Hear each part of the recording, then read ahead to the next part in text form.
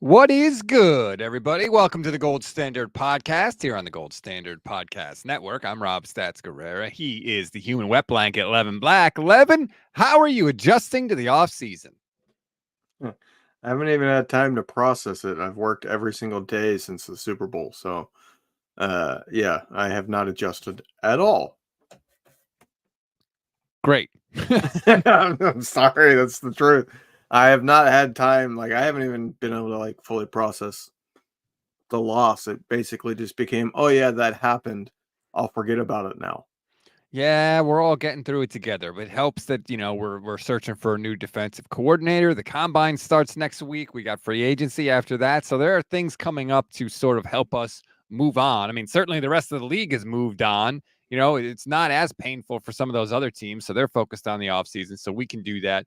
I want to talk about a tweet about Mike Silver tweet from Mike Silver about the D coordinator search that came out. There's a hilarious piece of news that I know you're going to be interested in about the Eagles that I want to run past you, and a couple other things. But before we get to that, I always say if you leave a review, we'll read it on the show. I've gotten a little behind by these. Thank you, everybody that's left a review. You're helping us get our star rating up on Apple Pods, which is massive. We are at 4.6 now, which is really hard to get to. So thank you. Keep leaving your reviews. I promise we read them. I read this one from Ryan Penn earlier, 11. 5 stars, great show. Ryan says, I have lived in North Dakota all my life. I know Levin lived in North Dakota for several years. I'm assuming you followed your wife to North Dakota. If not, why move there? Too cold in the winter and too many mosquitoes in the summer. Your thoughts? There's definitely no reason to move there. That's good. I moved there because I got a job as a newspaper reporter, sports That's reporter. right. So that's what took me out there. And then I met my wife. I met and this person that left the review might be the only person that gets this joke, but I met the one pretty girl behind a tree in North Dakota. Yep, I, you're right. yeah, that's a joke in North Dakota. I think I might have told it years ago to you. You did. Yeah, they say that there's a pretty girl behind every tree in North Dakota, and there are no trees in North Dakota. Niners all the way says 5 stars. You're my favorite deputy. I hope your podcast goes to infinity and beyond. Your coverage has everything a fan needs, including comedic relief from Levin. The variety of shows has something for all fans. Keep up the amazing work. Uh, Extra points for the Toy If Story if you reference. have not read all the reviews, I kind of read a few of them the other day. I find it funny that it's like a heavy mix of either a Woody joke, a comment of they love that I give you a hard time, or they say I like Levin, but give it up on the Woody joke. Right. You either love Like, it or you hate it. yeah, it's become a love or hate thing. Patrick Lucero says, still heartbroken from the game. Feels like my wife left me and kept the dog. I can't get over this. Look, it sucks, man. I'm still watching the highlights. I rewatched it. It's still painful. But the league calendar doesn't stop. So we have no choice but to move on because the rest of the NFL is going to move on for us, which, to be honest, at this point, I'm kind of grateful for. Before we get into the meat of the show, which is can the Niners pull off another big splash this offseason, which, spoiler alert, they can. Like Um, a Sam Darnold signing. no, this is hilarious. This is about the Philadelphia Eagles. So we all remember what happened with the Eagles and the 49ers and Dom DeSandro, the Eagles security chief, touching Dre Greenlaw, sparking a situation. He got tossed and ultimately he got suspended for the rest of the season. Well, according to longtime Eagles reporter Derek Gunn, that broke the Eagles, essentially. I could not believe this when I read it. You can read the article on Pro Football Talk. Um, according to Gunn, again, that Big Dom controls Sirianni's emotions on the sideline, and that in his absence, Sirianni got in numerous arguments with players and coaches during games.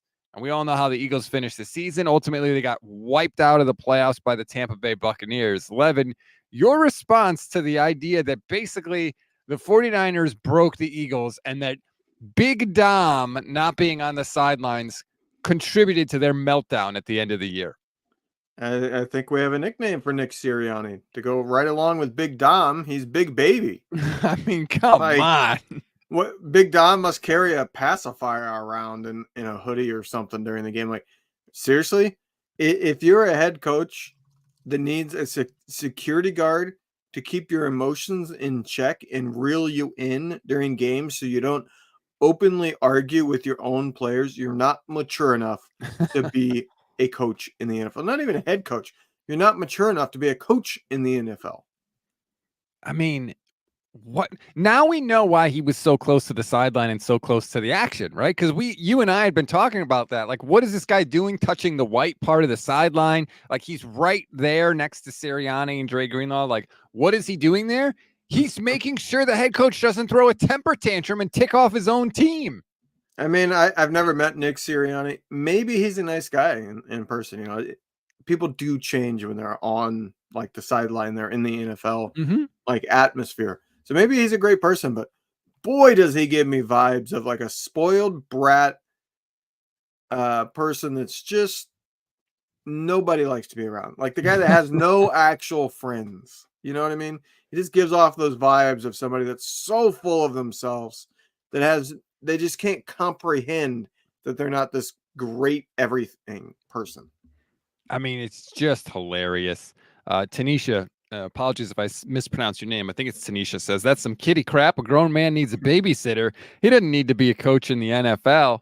I mean, it is so like there's a lot of things you can criticize Kyle Shanahan for. Throwing temper tantrums on the sideline because the chief of security is not there. Oh my goodness. Like, no, that is pathetic, frankly. I might have to steal the line kitty crap. That's a nice like PC kind of way of calling it. Did you see what Antonio Pierce said? That I found more interesting.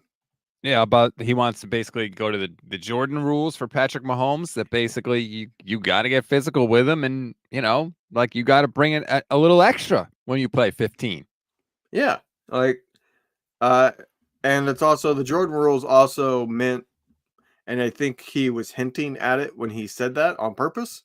Jordan rules were also not just that you get physical with him, but that he gets every call. The refs will not be on your side, so you have to do something. And for those that don't remember, when Jordan would drive in the lane against the Pistons back in the day in the NBA, they basically would hit him every single time. They were like, he's going to do it, but we're going to make him pay for it every single time. It'd be interesting. Like the general rule with defenses or offenses, really, anytime you're planning on walking right up to that line of the rules, the general kind of fallback position is, well, they're not going to call it every time, right?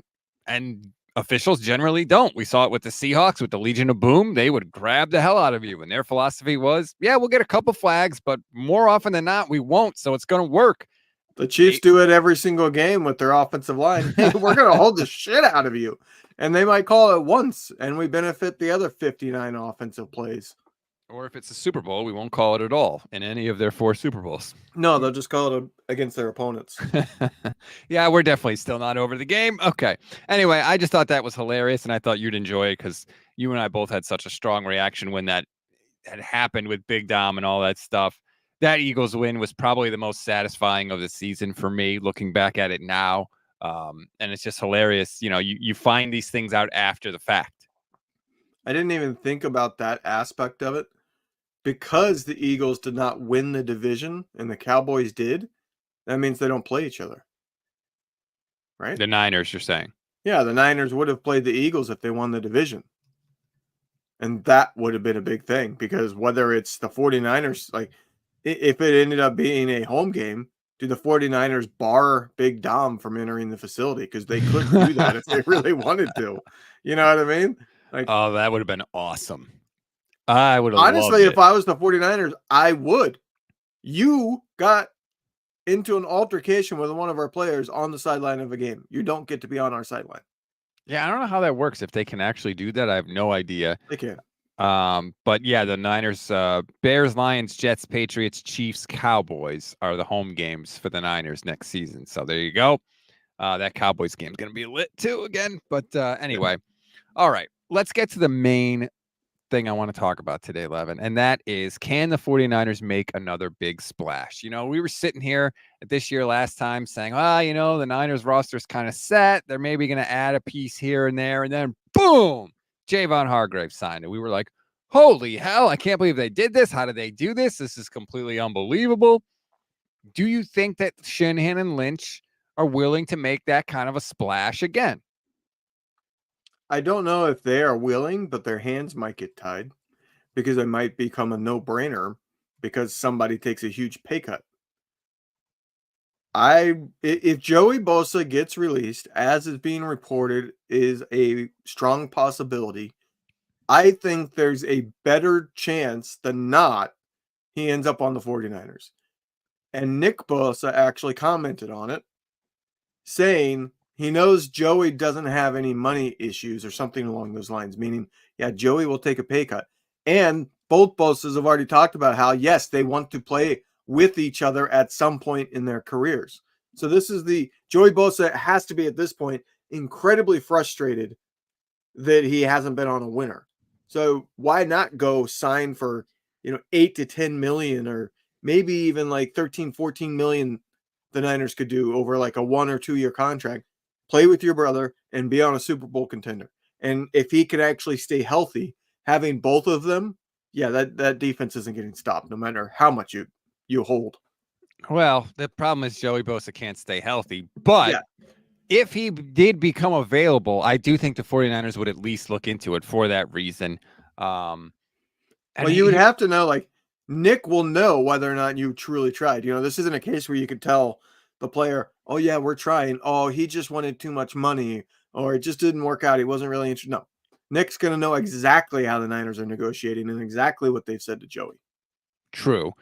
Shout out to Wetbridge on Twitch and everybody watching on Twitch, hitting the Twitch gang now. Stats 11. What up? We love the Twitch fam. We appreciate it.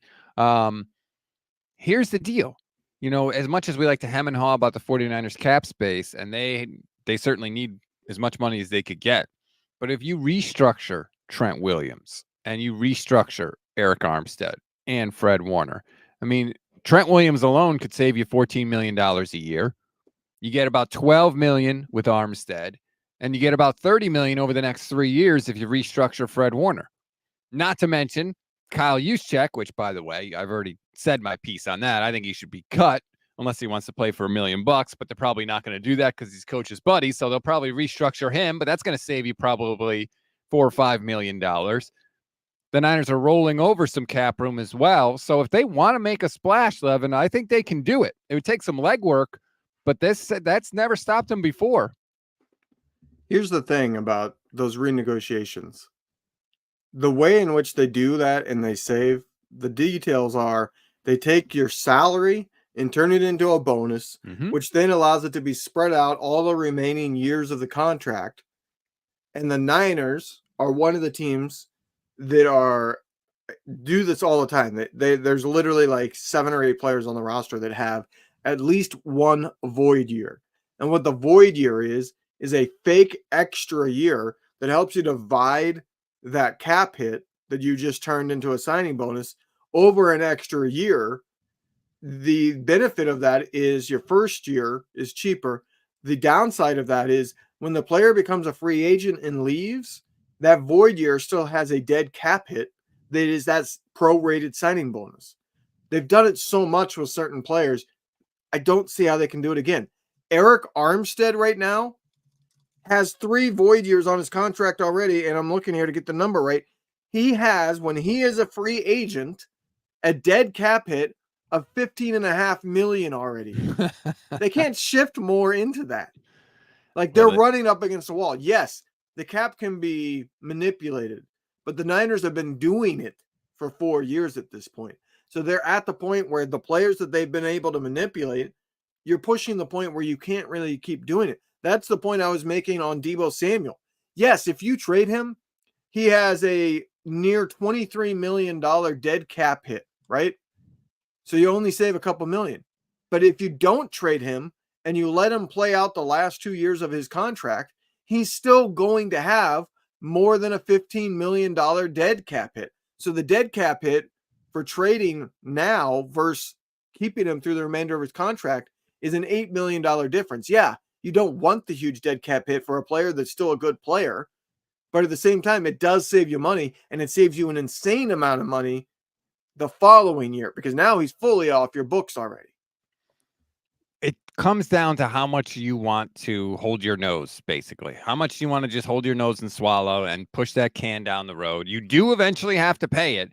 There are reports that the salary cap could be about $250 million this year, which obviously that's a good thing for the 49ers. The bigger the cap hit. 1%. What's that? Give me 1% of that. Yeah. But, I mean, if the Niners want to do it, they can do it. Again, there are consequences, right. Yes, but they can do it. And as much criticism as we sometimes give Lynch and Shanahan, Levin, nobody can deny that when they see something they want, they go get it. Look at some of the big moves that they have made. And this isn't even all of them, by the way. 2017, trade for Jimmy Garoppolo. And if you're watching the stream, you can see this. 2020, they trade for Trent Williams right after Joe Staley retires. And then in the same draft, they trade back up in the first round to get Brandon Ayuk. They traded 3 picks to the Vikings to get Brandon Ayuk in the first round. The Trey Lance trade we've talked about forever, but that was 3 firsts plus. Christian McCaffrey, they traded 4 picks for him, a second, third, and fourth, and then a fifth the following season. And then, of course, the Javon Hargrave signing last year. This front office is not afraid to make a big move. So if there is something out there, they're going to do it. They'll find a way. I wouldn't be surprised if instead of restructures, we see some extensions. Some players that aren't actually free agents for another couple of years, they tack on an extra year or two. And it's not so much a restructure as an extension so that they can push that can down the road. Because like the bigger point of, yes, they can absorb like a big dead cap hit of a void year for 1 or 2 players. The problem is as it sits right now, like 2026, 2027, they have those void years where they're going to have like $25-30 million worth of dead cap hits from these players that they've been kicking down the road because they all have contracts ending around the same time. And they've been doing that and having those contracts end at that point because that's when they anticipated having to pay the quarterback. In that case, it was Trey Lance, but in this case, it's going to be Brock Purdy. And that's why, like, you can't do it a whole lot without adding on actual true years to their contract where they will stay on the team so that you can move those void years down 1 extra year because they already have like 2 or 3 of those hitting every single offseason over the next couple of years. If I told you that you'd have to sacrifice 2026, 2027 to get back to the Super Bowl next year, not even win it, just get back, would you do it? I'm just making this clear. You mean to get back and maybe you win? Yes. You just don't know. Mm-hmm. Absolutely. Because you're going to sign Brock Purdy, and Brock Purdy at that point, so you're talking about next year and then the next 2 years after that. That means he's going to be at the end of all that where you could start contending again, entering his age 28 season. You still have prime years of a very good quarterback there, and you will have the ability then to have done your reset and have all kinds of cap space, even though you're paying quarterback big money at that point. I'm not totally convinced that they should pay Brock Purdy yet. I could be convinced, but I'm not there yet. And part of the reason is, did you see the Dak Prescott news? That Dak is supposedly going to reset the quarterback market upwards of $60 million a year. $60 million a year is an incredible amount of money. And that's no shade. Like, this isn't meant to knock Dak. It's like, this is the market rate. That's just how it works. The next guy up gets the most money. That's just the way the system works. 60 million is a lot. I don't know that I would pay anyone other than Patrick Mahomes $60 million a year, to be honest with you. So if you're telling me that's what it's going to cost to re-sign Brock a couple years from now when the time comes, I don't know if I'm there yet. I'm not going to lie. Here's the thing. They're going to be stuck between a Brock and a hard place. Oh, God. You thought of that like 5 seconds into when I was talking. If you watch the stream, you'll probably be able to tell the moment I thought of it because a smirk came on my face. But no, they'll be in the position of do you have a crazy great goat that you want to destroy your ability to have a massively great supporting cast like they currently have for? You don't want to, but you have to, because the alternative is you go into the nasty, terrible waters full of crocodiles and sharks and everything of trying to find a quarterback on the cheap that's elite. So unless like a scenario happens to pop up where you're in an offseason where you're trying to negotiate with Brock Purdy, who's about to be a free agent, and oh, by the way, somebody like Justin Herbert or somebody calls you up and says, hey, I'm going to be a free agent, I want to sign with you. Like, that's about the only way you don't do that. And that's just not going to happen. You're going to have to pay Brock. You're going to have to get over it. I'm hoping Brock will not be the type like Dak is, where Dak is, he's sort of going the Kirk Cousins route of, I'm going to do short-term deals and then constantly renegotiate before they're over to constantly reset the market. This will be the third time, I think, that Dak has reset the market in like 5 years. I'm hoping Brock takes the Tom Brady route, which, by the way, if you don't know, everybody gave Tom Brady like a ton of credit for taking team discounts and not like maximizing the amount of money he couldn't gotten paid. There's some truth to that, but Tom Brady was doing it a sneaky way. He was getting paid in other ways. Yeah, no, the way he was doing it was he kept redoing his deal to get extra years added on and a new signing bonus. So his actual like yearly cash being paid to him was right up there with anybody else. It was just the cap hits were smaller because he kept adding on years to his contract, and he was able to spread that signing bonus out. Edgardo says Rob acts like the cap's staying the same. It increases every year. I know, Edgardo. I just said it's going up to $250 million this year. Does the cap go up commensurate with the rate that the quarterback market rate goes up? No, it doesn't. So that's where my worry is. Again, and it's not a knock on Brock. It's just, damn, $60 million for any player is a scary number to me. It is, especially when I got to check the weather report before the game. Like, that's still a thing with Brock. So I'm just saying I'm not there yet. I'm not saying I can't be convinced. I'm just saying 60 million, if that's the number, let's let this thing play out. They obviously can't touch anything with Brock's contract. Next year, they can't touch it. Well, they can touch it after next year if they want, but they don't have to. They could let that play out. They could franchise him, and they could franchise him again. So if they really wanted to play the long game, they don't have to actually do anything with Brock's contract for a while. I don't know if they're going to actually play that game, but that's an option on the table. They could franchise him twice and have him for 4 years from now, 4 more seasons. So that is a thing. And by the way, Brock should wait. He should do exactly what Kirk Cousins did. He should not hold out. He should let it play out. And then when he hits the open market, he would get a massive deal like Kirk Cousins has done. That is the way that all quarterbacks should do it. They all usually don't, but that's what they should do if they want to maximize their money. I disagree in this scenario for Brock. Once you've had a big contract, go for it. Yeah. Before that, you're risking having generational wealth because you're one injury away. And with Brock already having the elbow thing, if his elbow goes again, maybe they can't regain the strength. And now he's a shell of himself and he never got the big contract. If I'm Brock, I take the big contract as soon as possible. And then after that, yeah, I might do 1-2 year deals to try to maximize it. And if something happens, oh well. I mean, name a quarterback recently that's had that injury that hasn't gotten the money? I mean, Dak got hurt and got the money still. Like, the career-ending injury is incredibly rare. Yes, it's rare, but it does happen. I'm using baseball, obviously, but there are pitchers out there that had it and then had it happen again after only returning for a year. If I'm Brock, I'm not risking that when you already are on the lower end of arm strength. I'm getting my first big contract, and then I'll play the game of short-term deals. Again, I know we're looking down the road here, and as Brisbee Life on Twitch points out, remember, we're talking about a guy leaving year 2. Whatever we think of Brock, it's exciting that we're even contemplating this. That's true. I was going to say, I want to look down the road. I don't want to look behind me. Well, that's true. Yeah. Rather look ahead than behind.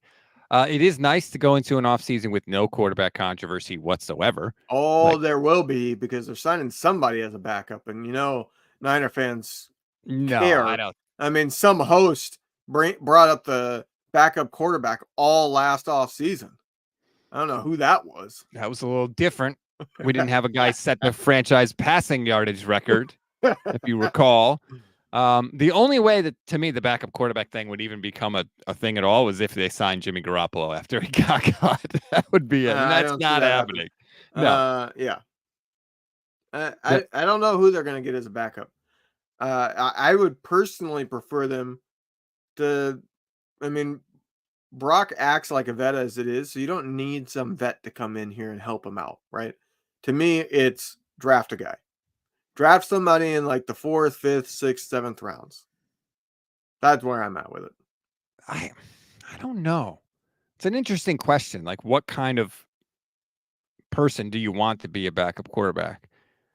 I almost think you Not a want Jimmy Garoppolo, I can tell you no, that. definitely not. You want a guy that's like a little mobile you want a guy that plays the game similarly to Brock. And I would prefer a veteran guy because you want him to be able to advise Brock, but you also want him to be able to understand, like, this is a weird example, but like if you have Michael Vick at quarterback, you can't have like Kirk Cousins backing him up. Michael Vick can do so many things on the field that Kirk Cousins could never even think of doing, that I don't know necessarily that he's served by having Kirk Cousins as the backup. I think you need a backup that can play the game the same way so that they can see the game the same way. And that's how I think you can like maximize that veteran advice. I don't know. That's just my thinking. I think that's true when you have a scrambling quarterback. That's not necessarily true when you have a pocket passer.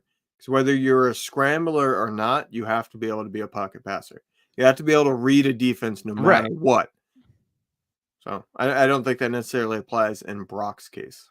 187 says Rob loves to screw the players. I have no idea what you're talking about, 187. I'm pro player. I've always been players should get as much money as possible. I'm not always my team should pay every player as much money as possible. Those are two different things. So let me just I'm just distracted by the comments right now. I am so sorry I brought up the backup quarterback because that made me see people suggesting Carson Wentz and Tannehill. And that's just not something I want to see. But Carson Wentz has the same problem that Sam Darnold has. So I wouldn't want that. Although at least if they sign Carson Wentz, he wouldn't be able to beat us. Guy, Carson Wentz has a bigger problem because Sam Darnold, from all reports this year, was at least like a stand-up guy. He wasn't causing drama. Carson Wentz is not. Like the amount of teammates that have badmouthed Carson Wentz, former teammates, yeah. is pretty long.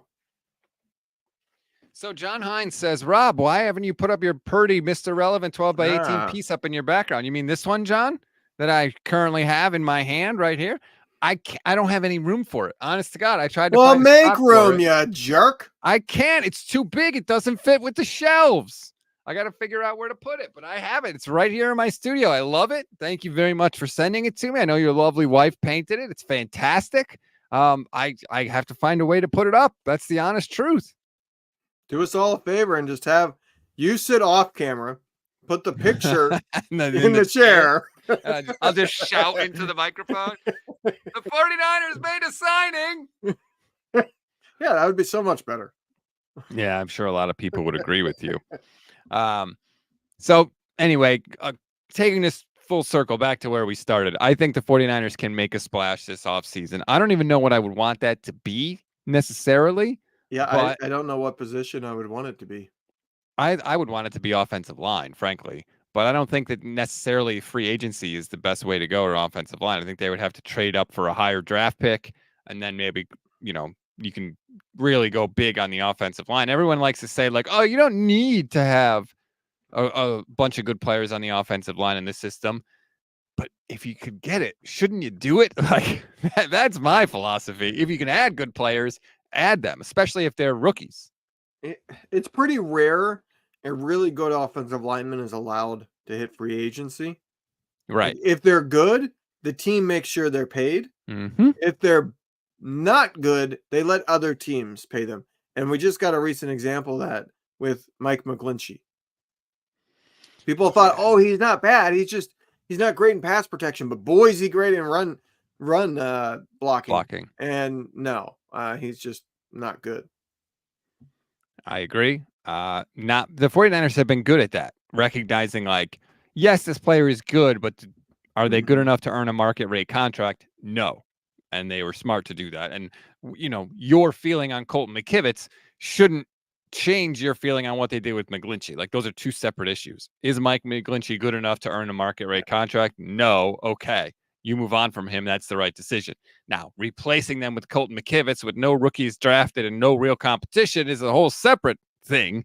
But yeah, the Niners have been pretty good at that. Modelo Time 1999 on Twitch says cut Kyle Juszczyk and Isaiah Oliver. That's a nice chunk of change right there. Isaiah Oliver has no chance to be on this team next year. No chance. I wouldn't be surprised if he's not in the NFL, honestly. It went that badly.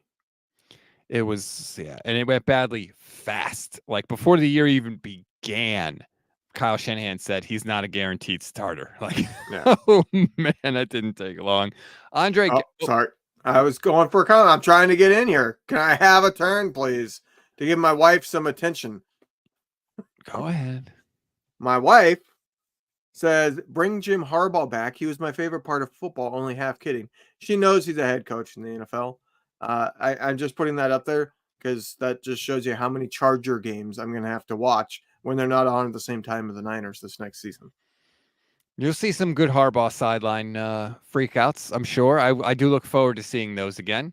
Do the Niners play the Chargers next year? No. They don't actually play, I think, for 3 years. I think we played the AFC West last year. Yeah, they did. Oh, man. Oh, well. Anyway, I do look forward to seeing Jim back, but I want to get this comment from Andre and YouTube channel member. Bring back Azeez Al-Shire. Like, yes, please. Please. I think he wants to come back. Remember, he was in the huddle before the playoff game. Like, absolutely. Especially with Greenlaw going to miss, arguably all of this season. Yes, please, Azeez Al-Shire. And keep adding to the linebacking core after that. Yeah, we'll see.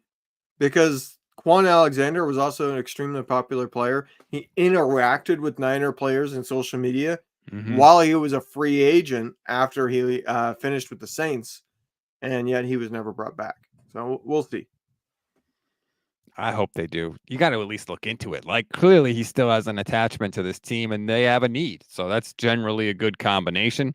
There was one more that I wanted to, this one. Hind, or I think it's Hind. I'm going with Hind. Says, Levin, what do you think of the Cabo click? Well, I'm going to reserve my full unbridled thoughts because it might get me in trouble. But I think that hints. I don't like it. I don't like clicks in general. I think it is a negative thing. It is a elitist type attitude. And I question the representation that is allowed there. And I'll put it that way. I don't like it. I've never liked it. He didn't ask you. He asked me. And I think it's insane that that's even a thing. Like, I don't think it's good. I think it creates a schism. It creates a divide among the team. And I think the people that aren't part of that clique are always wondering why decisions are made and who's influencing those decisions. And I don't like it at all. Do you have agita over it? I wasn't going to say that word on this show. So that's a word I'd like to reserve for the playoffs. And I'm not going to say it here. Jerk. I think we all know who's leading that charge, by the way. The Cabo charge is Juice and Kittle, in my opinion. Which is why, like, that's another thing, right? If Juice didn't have the relationship with Kyle Shanahan that he has, and he's making that much money, there's no way he's coming back next year. But he's coach's buddy. And so they'll probably just restructure him. I actually went through the numbers, Levin. Do you know how many times Kyle Juszczyk actually touched the ball last year? I'll go with 36. No, it's lower than that. 23. 25. 25 times, including the playoffs. And he had 2 touchdowns. And he was on the field for like 44% of the offensive snaps. Yeah. So he was off the field more than he was on the field last year. There's no way they can bring him back at $7.5 million, and there's no way. I don't think they should bring him back at all because I don't think he's going to want to play for like $1 million. If he wants to play for $1 million, great, have at it. But he's probably not going to want to, and I don't blame him for that. I think my bottom dollar would be like $3.5 million. If you come in, or I guess top dollar, not bottom dollar, $3.5 million, I'll accept that. If you want more than that, good luck going and getting it. There was what I think 9 teams used a fullback this past season. It's not worth it to me. And like everyone says, oh, he's so crucial. He does other things. You can't judge him on the stats. He doesn't do $7.5 million worth of other things. I'll tell you that much. If you take Juice off the field, yeah, you might have to use a fullback in the running game with the type of running that they use, but you can find plenty of good blocking fullbacks. If you take them off the field in the passing aspect, oh no, you put another wide receiver on the field. Right. Like, they're going to be able to receive. Yes, you lose some trick aspects of leaking Juice out and stuff, but that hasn't worked in a while now. Like it's more valuable. Like I would rather see when you have a really, really, really good processor like Brock is, spread the defense out. And you started to see that last year. That's what he started to do. Teams would put a 6th defensive lineman on the field, and the Niners would go empty for that exact reason, to counter that. Yeah, like I want to see more 4 or 5 wide receiver sets. I want to see that.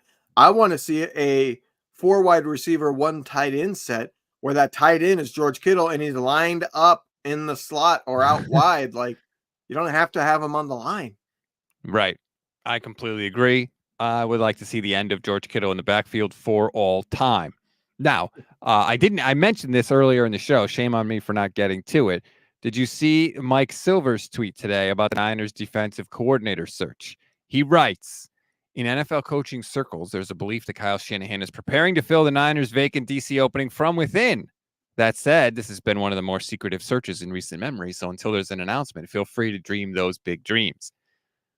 I got to tell you, if they fill it from within, I would question why then, if Steve Wilks was so disliked, that they didn't just fire Steve Wilks during the year last year, right? If you have someone else on this staff already that you're saying is competent enough to become the defensive coordinator this year, why didn't you just make that person the defensive coordinator last year and fired Steve Wilks when you wanted to? See, I thought you were taking a different aspect to say, like, to also criticize.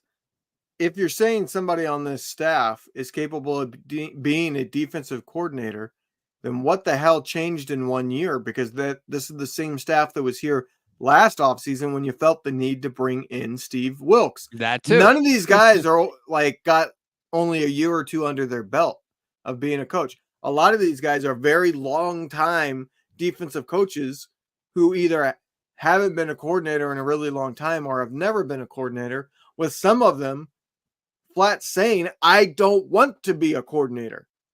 If I'm not mistaken, Kasarik doesn't really want to be. Kasarik, they've tried to make him a defensive coordinator in the past, and he said no. So either you're forcing somebody in a position they don't really want, or you're promoting somebody that just 1 year ago you didn't think was qualified, despite them having, a decade or more coaching experience. Doesn't make sense. I would agree with that, right? Unless you're saying we screwed up. Right, we should have done that. We got it wrong with Steve Wilks. And no, I think what it is saying, if it happens, is the Kyle saying, "All right, I'll coach everything." His arrogance is going to take over. But he's going to say, "I can just have a guy there that sees things the same way, but I'll have my hands in it at all times." Well, Hind agrees with you. He said nobody wants to be Kyle's puppet. I was watching a little bit of Guy Haberman's live stream earlier today, and I have to admit, I completely agree with him. I don't think Kyle wants a puppet. I don't think Kyle wants to worry about the defense at all. I think Kyle wants to coach the offense and make the game management decisions. I don't think he wants any part of the defense. I think he would prefer to say, you coach the defense, I'll handle the offense, and we'll kick everybody's ass. I think that's what he really would want. I think that's what he wanted. I think he doesn't see anybody out there that's available and willing to come. I think, he would sign up for Bill Belichick in a heartbeat, obviously. If Saleh was available, I think he would bring him back. If D'Amico was available, he would bring him back. Well, yeah. If some of the coaches that I'm sure he respects that have been defensive coordinators either in stops where he was an assistant or under his father, Mike Shanahan, he would bring them in. If Dan Quinn was available, he would bring him in. But all of the guys that he would bring in are either retired or have head coaching jobs.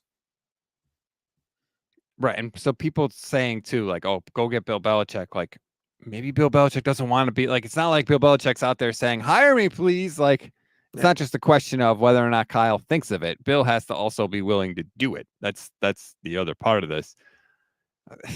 Man, I tweeted out when Silver said that, like, on the one hand, if you hire somebody from within, you there's not going to be this like outsider stigma that I felt like was there with Wilkes. There's not going to be this like, oh, you're running our system. Like, no, it's within the family. So that's cool. But the other side of that is what we just talked about. Like, why didn't you do this already then if that was the case? So it's going to be interesting who they hire. I think it's interesting that we have not heard a single report of anyone that the 49ers are even interested in talking to, let alone hiring. That to me confirms it's an internal person. If like, they interviewed anybody, it would have leaked. If they were having interviews with outside people, unless it's literally only one person and it's somebody that doesn't leak, like if they had interviews with 2 or 3 people for that position, it would have leaked. At the very least, sorry, maybe names wouldn't have leaked, but it would have been leaked. They've done interviews with external candidates. Oh, I think names would have leaked. The 49ers leak. Like, people say, oh, the Niners don't leak. Yes, they do. They absolutely do. Every team leaks. Just because John Lynch's name didn't leak when they were talking to him doesn't mean the 49ers never leak. It was like, no, they absolutely do. The damn owner talks to the national media all the time. I just think it's funny that, like, we haven't heard, like, Tim Kawakami tweeted out a couple days ago, right? Like, oh, they're closing in on somebody. It's like, has anybody on the 49ers beat even been trying to figure out who that might be? Or are they just sitting back waiting for the team to announce it? See, TK did not say that they're closing in on something. He put out a complete bullshit post. It pisses me off. It truly does. It's one of like, you can call it a trigger for me. I don't care. He literally said, oh, I'm hearing that they have people they're interested in, and I think maybe the hire will be happening soon. You're not saying anything. You're literally saying, hey, they have a defensive coordinator opening that they're going to do interviews for soon. Well, no shit. They got to get somebody hired before the scouting combine because they're going to have say during the draft. They're going to want their input during the draft, right? So, of course, it's going to happen soon that they're interviewing people. And then you say, maybe they hire soon. Well, no crap. It's probably going to be sometime in the next week because guess what? It's not the first time a team has had to hire a defensive coordinator. It's not the first time this 49ers regime has had to do it. It has always been announced sometime before the scouting combine, and that's only in, what, like a week and a half? And the only reason it's taken this long is because the Niners were in the Super Bowl. If they hadn't been in the Super Bowl, they would have had to hire already. It would have been done. But yeah, I agree. Niners beat writers love to, there's 2 things they love to do. And one is to throw a report out like this, and then they could say that they were right no matter what happens, right? If a hire gets made right away, Kawakami could say, look, see, just like I said. And if it doesn't happen, he could say, well, I said it could happen. I never said it would happen. So it's one of the things they love to do. And then the other thing the Niners beat loves to do is they like to deny something is happening when we can all see it's happening. And then later on, the 49ers admit that thing happened. And then the 49ers beat likes to go back and act like they never denied it was happening. If you paid attention to this, and we all knew the whole time. Yeah. See, those are the specialties right there. Yeah. And I hate them all. I don't hate them all. All right. Sorry. Let me say this to be clear. I don't hate all the beat reporters, but I hate that aspect of the 49ers media. Yes, I do too. I think they do not work hard enough to get to the bottom of stuff. They do a ton of great work, a ton of great coverage. I've talked about things that Matt Barrows has had and done and written, and I've promoted a lot of their work. Even David Lombardi, who I don't particularly like, I've promoted his work when I think it's good. They do some good work, but this is one area where they are unlike any other team's beat writers I've ever seen. They just sit back and wait for the news to come to them. I truly, that type of stuff I find fascinating from like a psychological aspect. How did that atmosphere develop and become the norm to where everybody just kind of falls into it, right? Is it because they won 5 Super Bowls in 12 years? You couldn't really criticize anything? No, because I think they did criticize, like the whole Joe Montana, Steve Young thing was going on there. So it developed sometime after that. So when did it develop and how did it develop to where like every news source is following along except for maybe one where they just go, nah, we're not going to report anything until the team tells us. When the teams started to get their own media, because then they were like, we don't need you. Any message we want to get out there, we can get out there with our own people. So straighten up and fly right. You have it on other teams. Like I was more so talking about like being critical. Oh, well, yeah, I don't know. You know what I mean? Like how did you develop an entire group of media that come from all different kinds of sources that doesn't criticize them? I don't know. And it like Kawakami used to battle Jim Harbaugh. I loved Kawakami's coverage of Tim Harbaugh. Well, if TK doesn't like you, he's going to be a jerk to you. That's how he is. Tim used to get into it with Harbaugh over some of the guys they had on the roster that had legal problems, and I loved it. And I've not seen that same kind of mentality since then. Since he went to the Athletic. Let's just be honest here. I wish that they would, because there's a lot like, and look, Kyle Shanahan is a great coach. I've never said Kyle should be fired. I'm glad Kyle Shanahan's the coach, but there are things to be critical of and dive into. The whole Brandon Ayuk doghouse thing, like that was a real thing. That's the cream of the cream. Like Kyle Shanahan was legitimately trying to sell you that Trent Sherfield might be a better player than Brandon Ayuk. No. The 49ers beat reporters were trying to sell you that for Kyle Shanahan. Like forever, they denied that he was in the doghouse. Ayuk himself said he was in the doghouse. Like, yeah. And then John Lynch said something to confirm it. Yeah, and then they're like, "Oh well, yeah, we all know that Ayuk was in the doghouse, but it made him such a better player." Then they pushed that narrative also. So I guess we'll all just wait, just have Twitter and just keep refreshing Twitter, and we'll find out who the 49ers... Who gets to break it.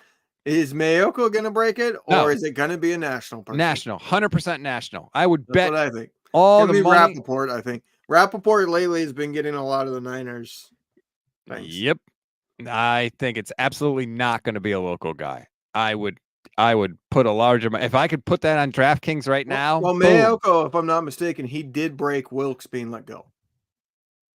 Well, no, Kyle broke that on the conference call. I was on that conference call. Oh, what's conference? What did he do this offseason? He just had one where he tweeted it out before anybody else, and then everybody picked it up from him. He had some big news. I don't know. I'm not denying it. I just don't remember it. Yeah. But so we're going to wait. Do you think that they'll have a DC? I mean, the combine starts Tuesday. The 27th is the first day of the combine. Do you think we'll have a DC by then? Yeah, probably Friday night at about 10 p.m. Garbage dump, the Friday night garbage dump. For anyone... It's going to be an internal person that everybody's going to be like, why? You know what? That's pretty smart. Every once in a while, you come out with like a nugget of wisdom. It's very rare. You get like 1 or 2 a year. This is 2024's right now. For anyone that doesn't know, the Friday garbage dump is when businesses or government or really anybody making any sort of public announcement, they take out the trash. They put in an announcement they know is not going to go over well with people Friday late in the day because people are starting their weekends. They got other things going on. They're not as focused on it. And so it doesn't get the same amount of reaction it would get if it came out on like a Monday or a Tuesday or some other day of the week. I think you nailed it, Levin. I think that's exactly what's going to happen. I mean, your definition of every once in a while is apparently different than mine. Yeah. Mine's a little more frequent than what you apparently call that. It's probably like a leap year, basically. That's when you're... It is a leap year, actually. So, yeah. That's true. See, that's what I mean. So 4 years from now, you'll have another. Oh, yeah. So that means that's like the first smart thing I've ever said. We've been doing this for about 4 years now. Jeez. Sheldon Salazar says, I'm working hard to get to the bottom of what happened in the fourth quarter of the upset bowl, 2nd and 8 that turned into first down. People like, oh, that's not a thing. Have you seen this like conspiracy theory that it was like first down and then Mahomes scrambled for 2 yards and it turned into a first down? That's not what happened. It's not what happened. Just stop with the whole conspiracy theory thing. And I'm talking to you too, Levin, because you bought into it a little bit too. Oh, I absolutely think that there is some aspect to that. I'm not saying the NFL said, make sure the Chiefs win. They said, hey, don't call holding. And they did that because they preferred Mahomes, the face of their league, to get another title. So they can say, ooh, they have this great GOAT debate coming now. Yeah, I don't think they don't need that. It's not like they're going to get more. They don't need to do jack shit, but you still have Goodell there pulling strings on all kinds of things. Not the outcomes. He's a control freak who can't take criticism from anything. Not the outcomes of games, I don't think. Did you see that they just sold Amazon just paid $150 million for the rights to a playoff game? $150 million for one game. They weren't going to get $130 million if Patrick Mahomes lost the Super Bowl. Hey, NFL. Oh, not NFL. I was going to say, we got an audience here, right? Give us 1% of that. Just 1%. And we'll cast on you, on your stuff, Amazon. I think it's only a matter of time before every NFL playoff game for sure is pay-per-view, and probably every NFL game period is pay-per-view. Well, it pretty much has been for me for 7 or 8 years now, because I pay so that I can watch the 49er games. Right. Yeah, you have a Sunday ticket. That's a different way of saying pay-per-view. But your playoff games are free. Yeah. Except for the one that was on Peacock. I don't think they'll ever take away the playoff games. Oh, I do. They're already starting. They already started with the Peacock game. That's not taking it away. That is a very popular streaming service that, oh, by the way, had a deal going on where you could get an entire year's subscription for like $20. Right, but if you didn't pay, you couldn't watch that playoff game. It's not the same thing because you're getting a lot of other things than that one single event. Can I watch it without paying? No.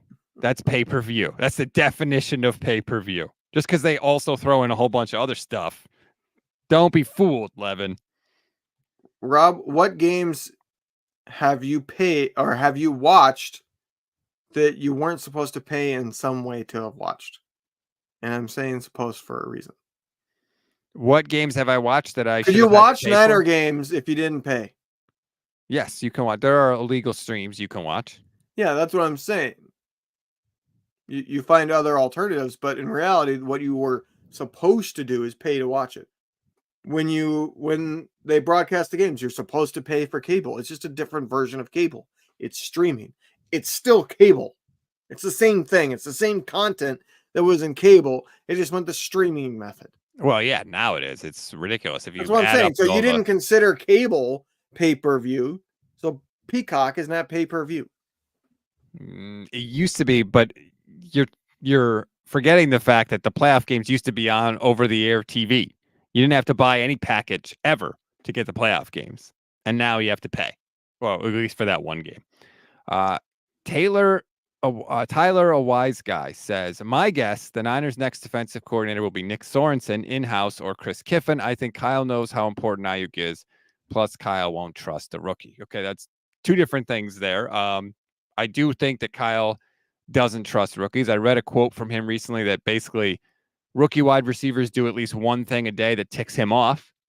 So that's not encouraging for any rookie wide receiver for the 49ers. The Nick Sorensen thing, like if it is an in-house guy, I don't know if they're going to be good or bad, but my reaction will be, then you should have done this a year ago, like you said. Yeah, that was another smart thing I said, huh? Well, I mean, I said a smart thing first about them taking over when Wilkes was fired, and then you just kind of piggybacked off my first smart thing. So I took your like crappy formed clay and I turned it into an actual sculpture, is what you're saying. Yeah, sculpture, please. As usual, you were climbing over my shoulders to make your points. Unbelievable. Well, that's not usual because a couple of weeks ago I wasn't climbing over your shoulders. I was holding on to your coat. Oh, that's true. And my cell phone to film all the interviews. Oh, man. Well, all right. That's going to do it for this edition of the show. Thank you, everybody, for hopping in. We appreciate it. Please like and subscribe to the YouTube channel. Rate, review, and follow the Gold Standard Podcast. Keep those podcast reviews coming on Apple Pods. Thank you to everybody that's helped and left a rating and a review. It is massively, massively helpful. Like, we'll keep saying it.